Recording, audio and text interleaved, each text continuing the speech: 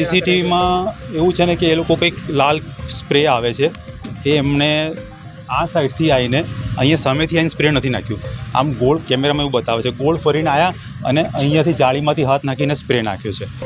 એટલે આ કેમેરો બંધ થયો પછી એ લોકો અંદર ઘૂસ્યા. અંદર ઘૂસતાની સાથે પણ એ લોકોને જાણે કેમેરાની જગા ખબર હોય એ રીતના એ લોકોએ પહેલાં કેમેરા પર ડાયરેક્ટ સ્પ્રે કર્યો અને પછી આ કેમેરા પર સ્પ્રે કર્યો. દુકાનમાં 2 કેમેરા છે ટોટલ, બંને કેમેરા પર સ્પ્રે કર્યો અને ત્યારબાદ મારું માનવું છે કે ત્રણેક જણા છે, કારણ કે 20 જ મિનિટમાં આ બધું થઈ ગયું છે. એટલે લેકિન કોઈ કસ્ટમર હોઈ શકે, કોઈ રેકી કરીને ગયું હોય અગાઉ, બાકી અજાણ્યાનું તો એકદમ એને ખ્યાલ ન હોય કે એક્ઝેક્ટ કઈ જગ્યાએ કેમેરા છે અને શું છે, પણ શ્યોર નથી કોણ હોઈ શકે. અમે તો અપેક્ષા એ જ રાખીએ છીએ કે અમારો મુદ્દામાલ મળી જાય, અમારી જીવનભરની પૂંજી છે.